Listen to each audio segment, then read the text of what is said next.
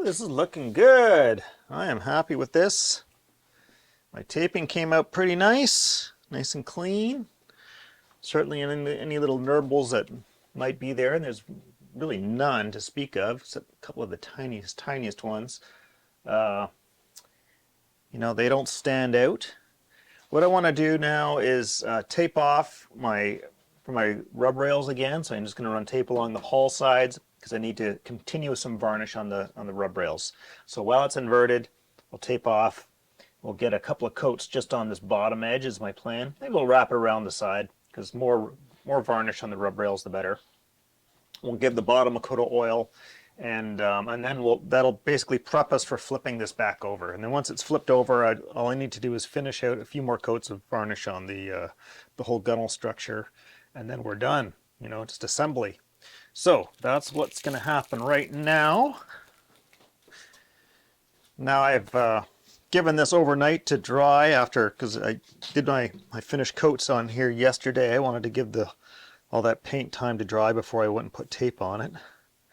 And that's also why I peeled this off, because if you don't want any sort of wet paint that's lingering right at that tape edge to necessarily be interrupting your next coat, especially when I'm making a switch from water-based back to solvent-based.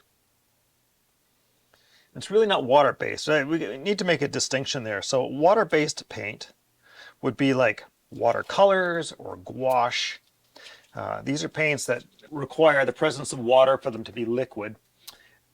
But water-borne paint, which is what this is the pigment is suspended in plastic resin, and that's using a highly volatile solvent to keep it liquid, and then it's using water as a major carrier. So we use a very small amount of higher volatility solvent to keep that plastic liquefied. The water is just a carrier. It's all sort of immersed in the water, and then the water evaporates, and then that solvent evaporates after the water's gone. I'm having a time with my masking tapes lately. For the first few feet, just wants to tear on me, coming up like that, coming off the roll. I don't know what the deal is. It's like every roll I've gotten from my local hardware store has been like that lately. So very frustrating. Okay, now I don't need to worry about coming right down to the line. I purposely brought the paint down onto just the inside corner of the rub rail on purpose because it looks better. But when I go to tape this up, it's fine if I let that little inside corner show. This taping is more just to keep me from accidentally hitting the hull with my paintbrush.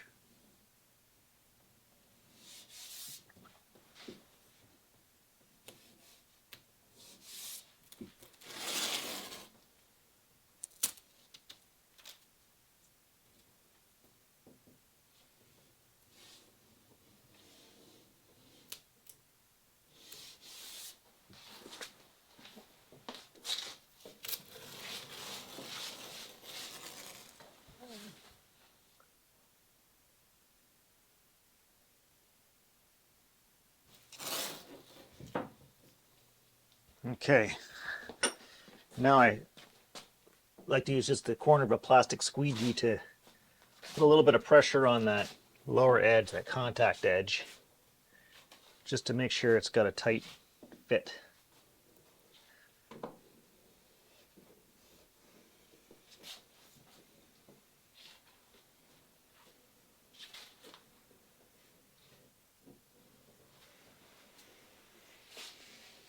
We also want to rub this down with some Scotch-Brite in order to scuff up that surface a little bit before we start applying varnish onto it. And so I don't want to hit my hull with that either, so that's why we're doing the taping as well.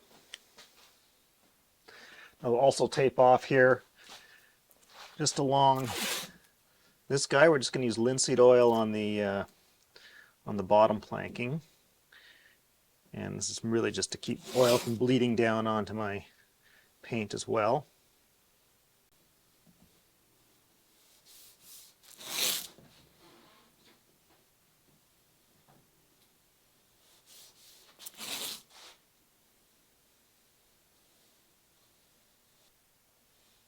It's faster to tape than to have to try and slow down and freehand cut that edge, especially since the oil's a little bit on the thin side. There's a little paint exposed above the tape, not a big deal. You can always just come along with a cloth and wipe back. In fact, we are going to wipe back the oil, so it's not going to sit down there on that edge really. Okay, let's put a coat of something on the bottom here. Decided to just keep this real simple. We're just going to go straight plain old linseed oil. Got it cut down to some solvent, about 50% maybe.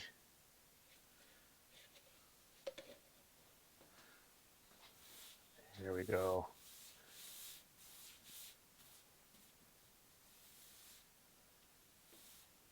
This will soak in pretty good. I'll probably give it a second coat a little bit later on.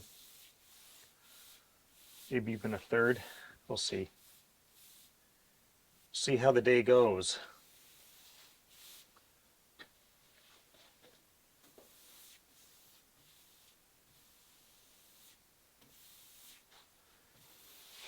Gotta love the way linseed oil will bring something to light. And the reason I'm not using any like Osmo or any sort of name branded stuff here. This is really just to keep the wood alive. It's not, I'm not gunning for a fine finish. This is basically going to get the daylight's beat out of it after all.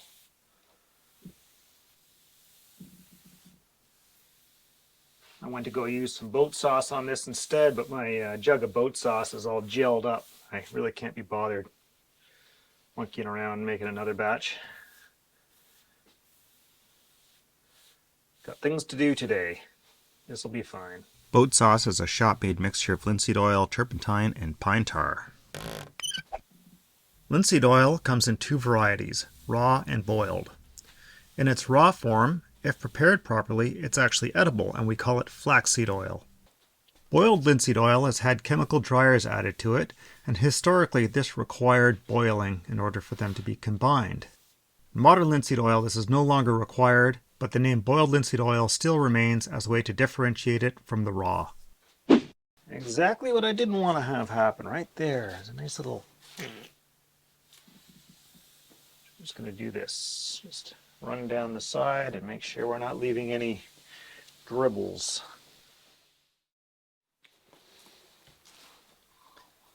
Okay, now we're just going to get a couple coats on here before we flip it over.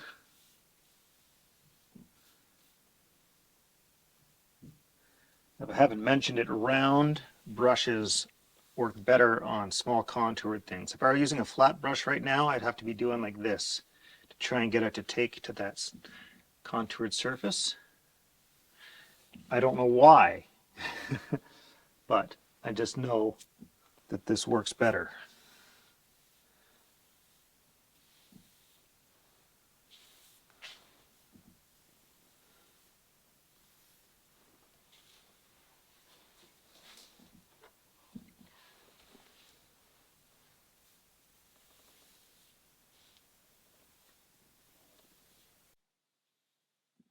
The idea here is by working the gunnels from two different sides like this, I'm going to get extra coats on the face of the gunnel. So this first coat breaks at this corner. The second coat, when we flip it over, is going to break at this corner. I mean, I'll try and wrap up underneath it a little bit, but I'm not going to knock myself out trying to get right to the inside face here, because the corner will mask the break in the brush strokes. But the result is going to be that we're going to get more coats on this surface that will take more abuse.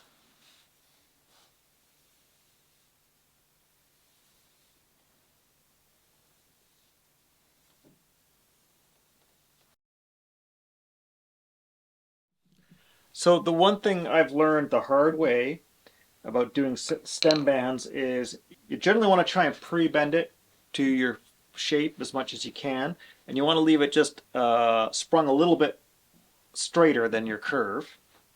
And the other thing you want to do is, before you do that, you want to drill as many holes as possible.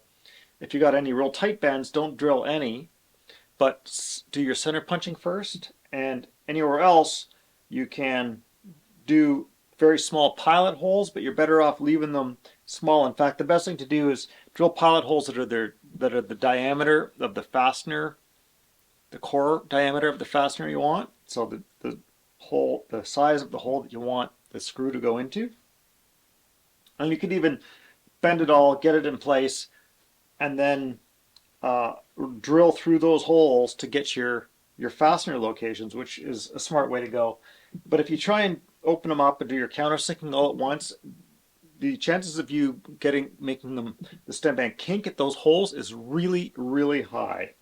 So the only thing I found that allows me to do that even close is to use a rolling mill. I've got sort of a small rolling mill that is just barely big enough to take this. And I put a piece of melamine against the show face so that it doesn't get messed up by the knurled knobs on the rolling mill. Anyway, I'm going to use a center finder here to drill my holes. Do them one at a time to start.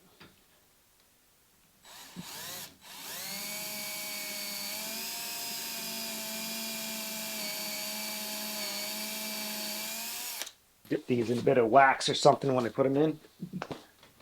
Now you want to do a really pretty job. You use slotted screws, but problem with slotted screws is you got only one orientation where they look good, and that's when the slot's lined up. In any other orientation, they look terrible. And you got to go 180 degrees sometimes to fix them, or close to it. I'm just going to use Robertson screws here, where all I got to do is a quarter turn to try and get them to square up in one way, so I can either make diamonds or just try and go square. We'll see how that works. So I drill and screw one at a time because it's adding tension to this as we go up.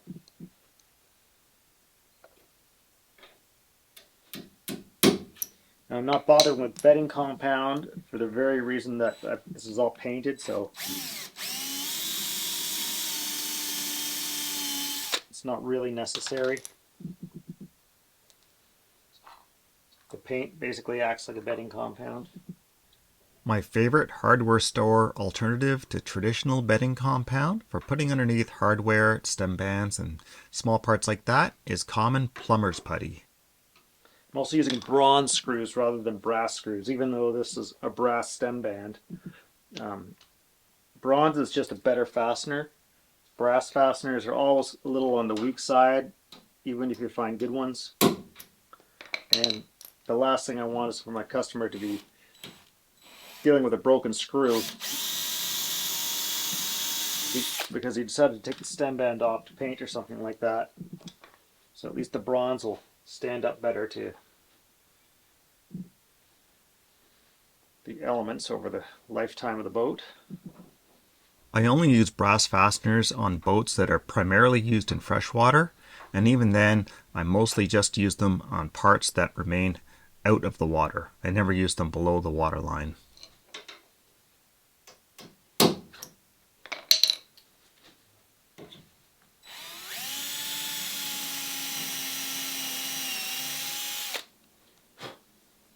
Oh, it's so satisfying getting to this stage, I tell you. This is the last thing I need to do in order to flip the boat over. You can tell right now that this guy, to straighten it out just a hair, that's the hard part, trying to straighten it out without kinking it at the fastening hole.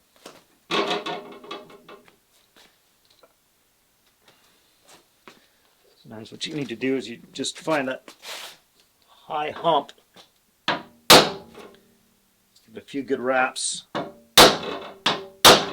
you see if you can't get it to sort of, yeah, there we go, that looks better.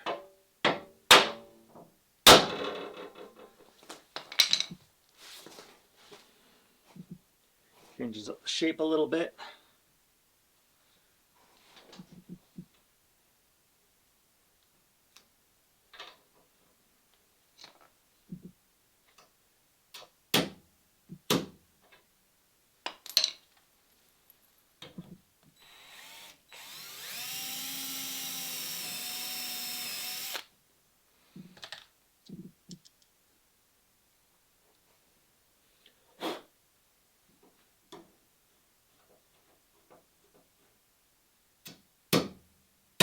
done right, and the tension you have in the brass keeps it tucked nice and tight against the face of the stem.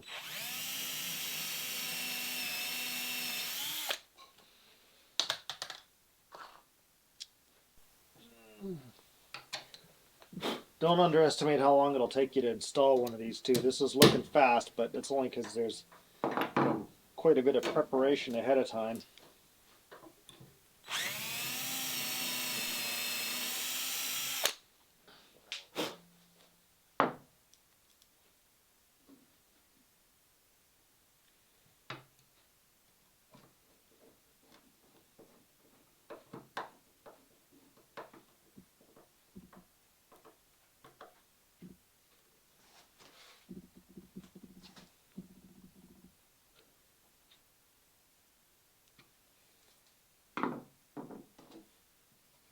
Always remember to flag off your drill bit for depth, because this is exactly when you get cocky and then go drill a hole right through your boat.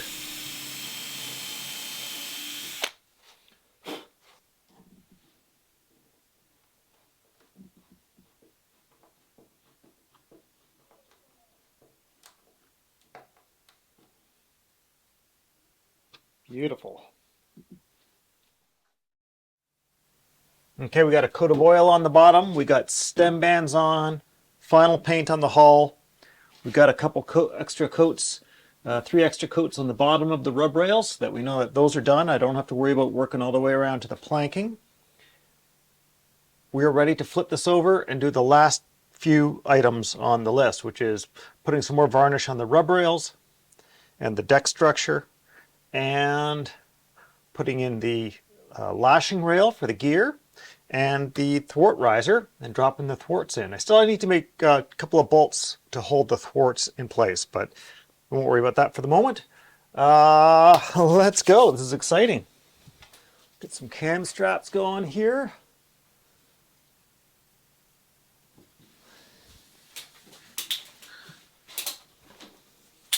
The right orientation. Yep.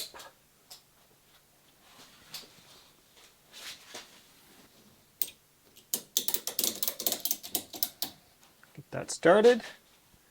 At the other end.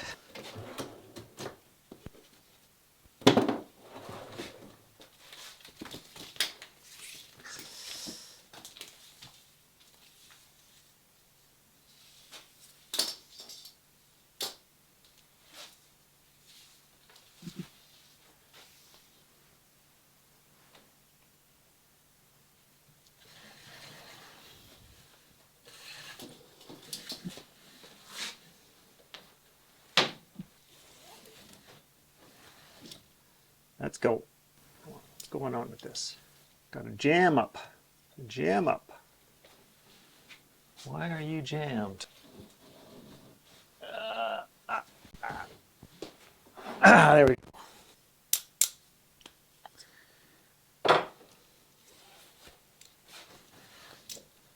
go. Last thing you need when you're trying to be productive.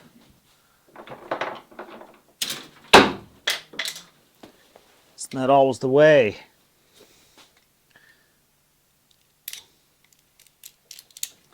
There we go. That's better.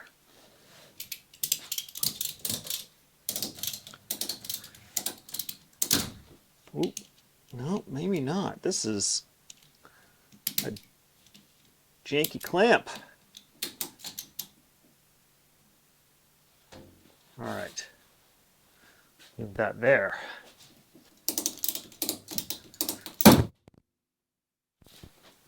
Yeah, the sounds are making me nervous too. Okay. All right, we're pulling this one out of commission. Don't know what's going on with that.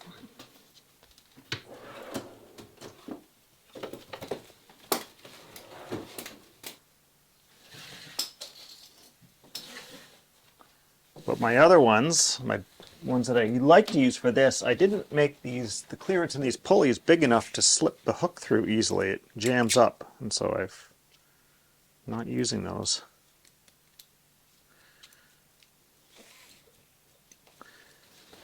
Probably need to have like a dedicated set of clamps for lifting that don't have hooks on them.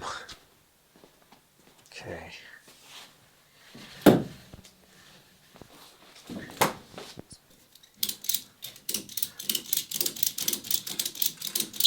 There we go, back in action. So what I'm going to do, just like before, I'll roll the dolly out of here. Ooh, no, higher. Roll the dolly out of here for the lift.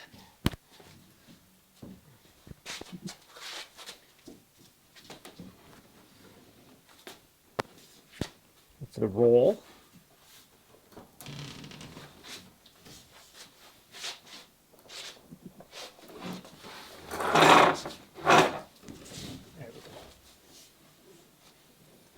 Am I not enough room in this shop ever? You wanting to roll, are you? Okay. Not the usual controlled roll I like. I'm suddenly afraid of these clamps scarring up my planking. Okay. There we go. Woo!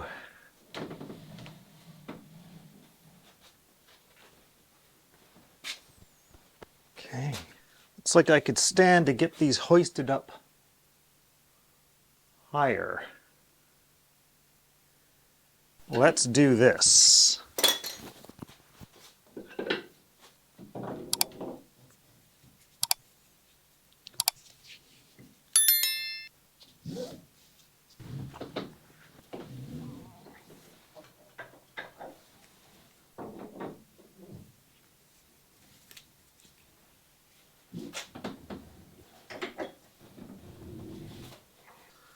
Oh, I hate these things. Hate these things.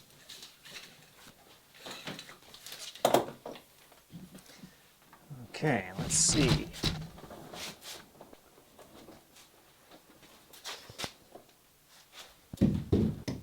And we're over. There's always one stupid, insignificant detail that like holds you up for a full day. This is it. Just a little munch on the nose here, which is going to take 20 steps to fix probably.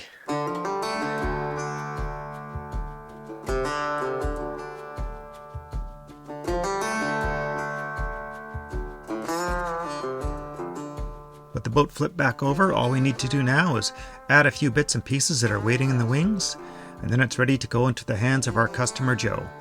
I hope you join me for that next time on Building the Catalina Wherry.